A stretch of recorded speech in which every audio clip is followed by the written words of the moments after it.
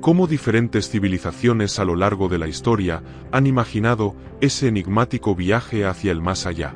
¿Te has preguntado alguna vez, según ellos, qué sucede después de la muerte? Hoy te invito a sumergirte en una de las mitologías más fascinantes que ha intentado dar respuesta a estas preguntas: la mitología griega.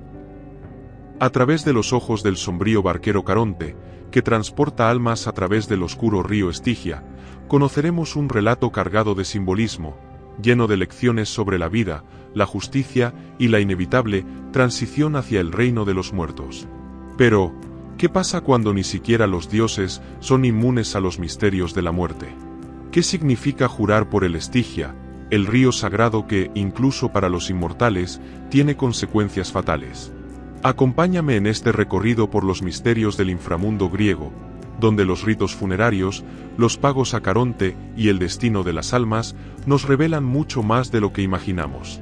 Prepárate, porque cruzaremos esa frontera simbólica y eterna entre la vida y la muerte, explorando no solo la mitología griega, sino también comparaciones con otras culturas como la egipcia y sumeria, que también plantearon profundas reflexiones sobre el más allá.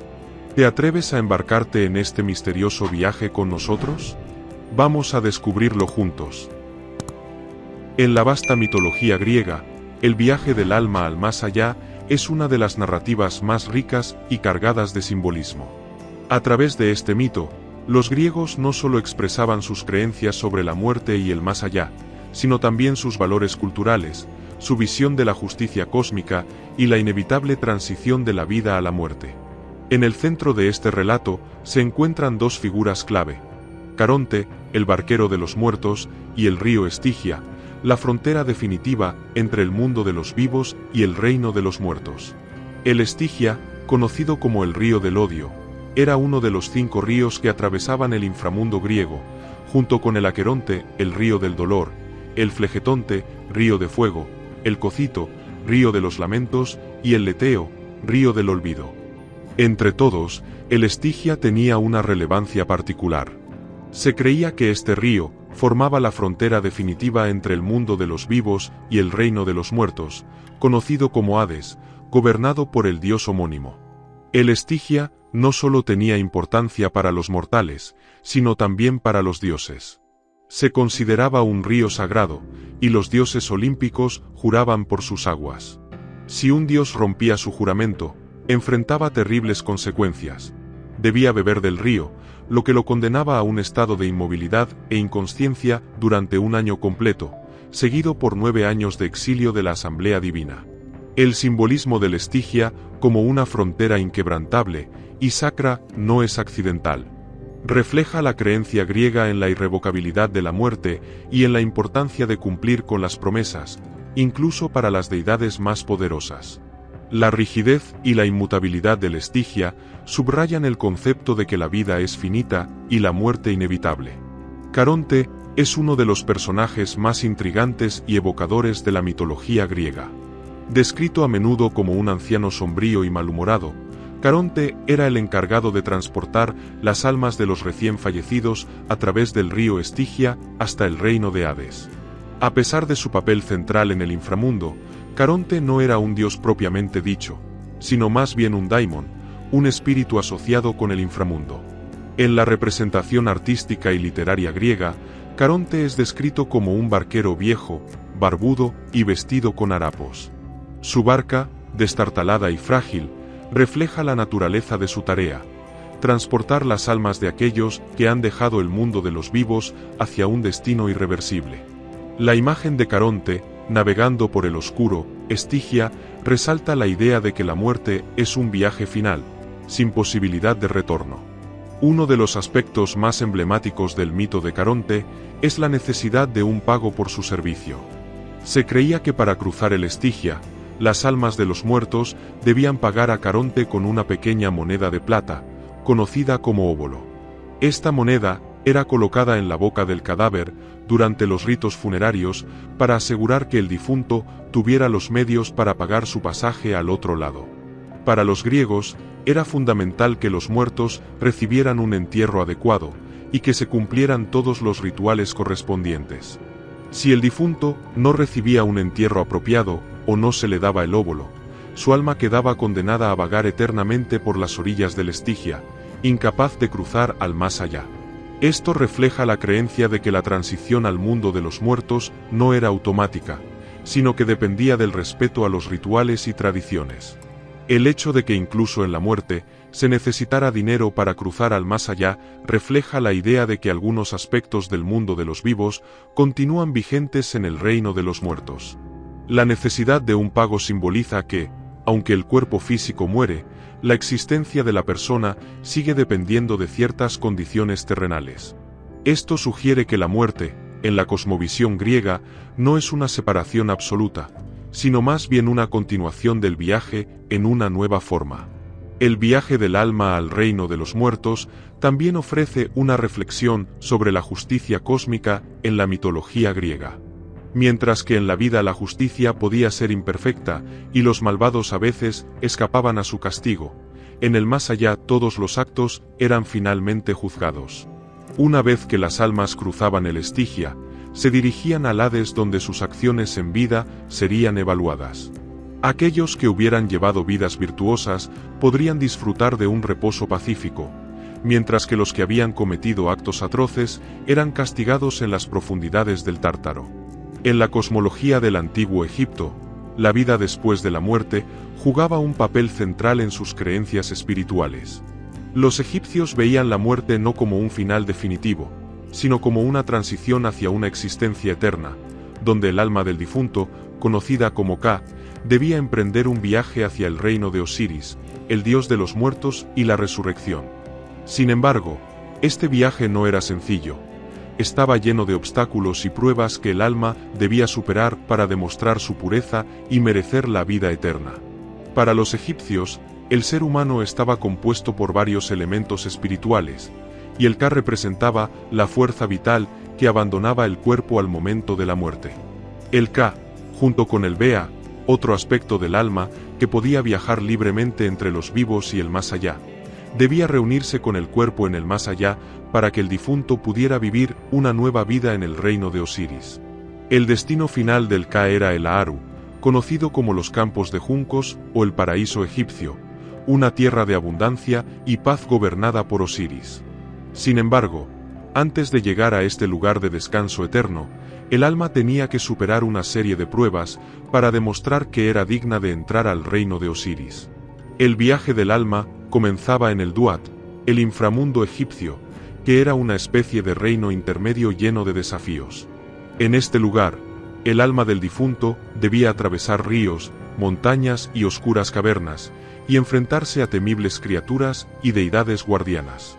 Los textos funerarios como el Libro de los Muertos o el Libro de las Puertas detallaban las oraciones, fórmulas y encantamientos que el difunto debía recitar para superar estos obstáculos. Uno de los primeros desafíos era enfrentarse a criaturas demoníacas que intentaban devorar el Ka o desviarlo de su camino. Una de las pruebas más importantes era la navegación por el Nilo celestial, una versión divina del Nilo terrestre, donde el alma debía enfrentarse a las olas y criaturas acuáticas bajo la protección del dios Ra. Para este viaje, los egipcios colocaban en las tumbas objetos funerarios como amuletos y textos sagrados para que el alma tuviera todo lo necesario para llegar al reino de Osiris.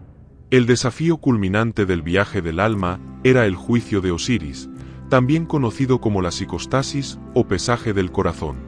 En esta ceremonia, presidida por Osiris, el corazón del difunto era colocado en una balanza, y en el otro lado de la balanza se colocaba la pluma de Maat, símbolo de la verdad y la justicia. Si el corazón del difunto era más ligero que la pluma, significaba que el alma era pura y había vivido una vida justa. Esto le permitiría entrar en los campos de juncos y vivir eternamente en la paz y abundancia del reino de Osiris. Sin embargo, si el corazón era más pesado debido a los pecados cometidos en vida, el alma era devorada por Ammit, una criatura compuesta de partes de león, hipopótamo y cocodrilo, lo que resultaba en la aniquilación total del difunto, negándole la posibilidad de una vida eterna. Para asegurarse de que el alma pasara esta prueba, los egipcios realizaban rituales y recitaban encantamientos desde el momento de la muerte, y los muertos eran enterrados con amuletos protectores, como el escarabajo del corazón, que se creía que podía silenciar el corazón del difunto en caso de que éste traicionara su propia pureza durante el juicio. Una vez que el alma pasaba con éxito el juicio del corazón, se le permitía ingresar a la Aru, el paraíso egipcio, una representación idealizada de la vida en la tierra. En este lugar, los difuntos vivían una existencia eterna y placentera, donde podían disfrutar de todos los placeres que conocieron en vida, como la agricultura, la comida y la bebida, sin los sufrimientos del mundo físico. Osiris, como dios de la resurrección y rey del inframundo, presidía este reino y garantizaba que las almas que habían superado las pruebas del Duat fueran recompensadas con la inmortalidad. El viaje del alma en la mitología egipcia revela la profunda espiritualidad de esta civilización y su obsesión con la vida después de la muerte. Para los antiguos egipcios, la muerte no era una conclusión, sino el inicio de una travesía llena de desafíos y pruebas que culminaba en un juicio justo ante Osiris. Este complejo sistema de creencias influyó profundamente en su cultura, desde la construcción de monumentos funerarios como las pirámides hasta la escritura de textos sagrados como el Libro de los Muertos. Al final, aquellos que demostraban su valía podían disfrutar de la vida eterna en los campos de juncos, una recompensa por haber vivido una vida en armonía con las leyes de Maat, la diosa de la verdad y la justicia. En la antigua civilización sumeria, una de las primeras culturas urbanas que surgieron en la Mesopotamia, el concepto de la vida después de la muerte estaba lleno de dualidades y matices. A lo largo de su mitología, se describen dos destinos para las almas de los difuntos: el sombrío inframundo de Kur y el paraíso de Dilmun, un reflejo del profundo entendimiento sumerio de la vida, la muerte y el más allá. Kur era el destino común de la mayoría de las almas después de la muerte.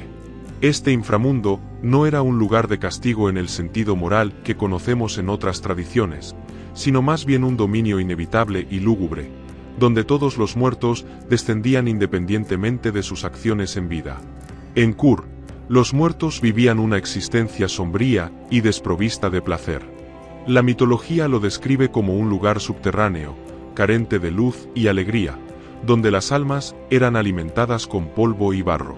A diferencia de otras culturas que concebían el inframundo como un lugar de tormento para los malvados, el Kur sumerio era más una existencia gris y monótona, donde la vida terrenal quedaba atrás, y con ella, cualquier vestigio de alegría o esperanza. La diosa Ereshkigal gobernaba Kur, y no existía manera de escapar una vez que un alma llegaba allí. Incluso los dioses que descendían a Kur, como Inanna, la diosa del amor y la guerra, enfrentaban grandes desafíos para regresar al mundo de los vivos. Esto reflejaba la percepción sumeria de la muerte como un destino inescapable, inmutable y sombrío. Sin embargo, la mitología sumeria también contemplaba un destino diferente y mucho más optimista para algunas almas. Este destino era Dilmun, un lugar paradisíaco que se asociaba con la inmortalidad y la vida eterna en paz y armonía. Dilmun, a menudo representado como un reino de esplendor celestial, se describía como un lugar donde no existían las enfermedades, el dolor, ni el sufrimiento. A diferencia de Kur, Dilmun se consideraba un espacio divino reservado para los dioses y, en algunos casos, para aquellos mortales que lograban algún tipo de favor divino. Este paraíso estaba asociado con la pureza y la fertilidad, siendo a menudo descrito como una tierra exuberante donde las aguas eran puras y cristalinas, y la vegetación era abundante. En este sentido, Dilmun se concebía como un lugar de renovación y vida eterna, muy en contraste con la monotonía de Kur. En uno de los mitos más conocidos, el Enuma Elish, se describe a Dilmun como el hogar de los primeros humanos y dioses, donde la vida era pura y perfecta antes de que la muerte entrara en el mundo. Este paraíso también se menciona en la historia de Ziusudra, el equivalente sumerio de Noé, a quien los dioses otorgaron la inmortalidad y permitieron vivir eternamente en Dilmun después de sobrevivir a un gran diluvio. La coexistencia de Kur y Dilmun en la mitología sumeria revela una dualidad en la forma en que esta civilización concebía el más allá. Kur simbolizaba la inevitabilidad de la muerte para la mayoría de las almas, un lugar donde no había recompensa ni castigo, sino simplemente una existencia interminable en las sombras. Por otro lado, Dilmun ofrecía una visión utópica para los dioses y los elegidos, donde la vida después de la muerte podía ser un renacimiento glorioso. Esta visión dual del más allá refleja también la estructura social de la propia Sumeria, donde las jerarquías y privilegios jugaban un papel importante. Mientras que la mayoría de los mortales eran condenados a la eternidad en Kur, aquellos que lograban destacarse en la vida o contaban con el favor de los dioses podían aspirar a Dilmun, el paraíso perdido. Las antiguas civilizaciones de Mesoamérica y los Andes desarrollaron visiones del más allá que reflejan la importancia de la vida y la muerte en sus creencias espirituales. Tanto los aztecas como los incas compartían la convicción de que el alma debía enfrentarse a una serie de desafíos para alcanzar el descanso en el reino de los muertos. A pesar de las diferencias culturales y geográficas entre estas dos grandes civilizaciones, sus mitologías ofrecen paralelismos fascinantes en la forma en que veían el viaje del alma hacia el más allá. En la cosmología azteca, la muerte era solo el inicio de un arduo viaje hacia el Mictlán, el reino de los muertos. Este inframundo estaba gobernado por el dios de la muerte, Mictlantecutli, y su esposa, Mictecacihuatl. La mayoría de las almas, independientemente de su estatus social o moral, estaban destinadas a recorrer un camino lleno de pruebas antes de alcanzar este reino. El viaje comenzaba en el Chikunamictlán, el lugar de los 9 ríos, donde el alma debía cruzar el río Apanohuacaluya. Para lograrlo, los difuntos necesitaban la ayuda de un perro llamado Xoloitzcuintli, un compañero canino sagrado que guiaba y ayudaba a cruzar el río. Solo aquellos que habían tratado bien a estos animales en vida podían contar con su ayuda en el más allá. El viaje no terminaba ahí. El alma debía superar otros 8 desafíos, que incluían montañas que chocaban entre sí, vientos cortantes como cuchillos y una laguna llena de sangre. Finalmente, tras 4 años de viaje, el alma llegaba a Mictlán, donde encontraba su descanso final. La naturaleza de este viaje refleja la cosmovisión azteca, en la que la muerte era vista como una transición natural, pero difícil, hacia otra existencia. Los incas, por su parte, concebían un viaje similar hacia el Ucupacha, el mundo subterráneo, donde residían los muertos y los espíritus. Ucupacha no era un lugar de castigo, sino más bien un espacio de existencia diferente, íntimamente conectado con el mundo de los vivos y el cielo, Anampacha. Para los incas, el alma de los difuntos debía emprender un viaje peligroso hacia Ucupacha, el cual incluía enfrentarse a diversos obstáculos y desafíos. Al igual que en la mitología azteca, la ayuda divina o de seres espirituales era fundamental para que las almas llegaran a su destino. Los sacerdotes incas realizaban rituales y ceremonias para asegurar que el alma tuviera un viaje exitoso y pudiera reunirse con sus ancestros. En la cosmovisión inca, la conexión entre los 3 mundos, Anampacha, el mundo superior, Caipacha, el mundo de los vivos, y Ucupacha, el mundo subterráneo, formaba parte de un ciclo eterno de vida, muerte y renacimiento.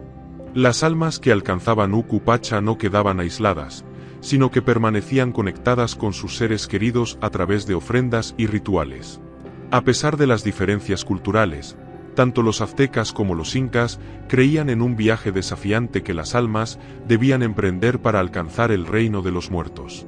Ambos pueblos veían la muerte no como un final, sino como una transición a otro estado de existencia, donde las almas seguían teniendo un papel importante en sus respectivas cosmologías.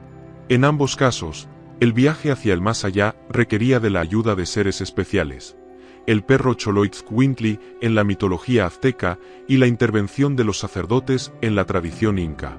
Sin embargo, mientras que los aztecas describían un reino de los muertos más lúgubre y oscuro en Mictlán, los incas veían Ucupacha como un espacio intermedio, conectado con la vida y el cielo. Y así llegamos al final de este episodio. Si te ha gustado este contenido, no olvides darle un me gusta y suscribirte a nuestro canal. Si tienes alguna experiencia, duda o simplemente quieres compartir tu opinión, Me encantaría que lo hicieras en los comentarios. Recuerda también compartir este vídeo con aquellos que podrían encontrarlo interesante o útil. Gracias por acompañarme hasta aquí. Nos vemos en el próximo episodio, donde seguiremos explorando más. Hasta entonces,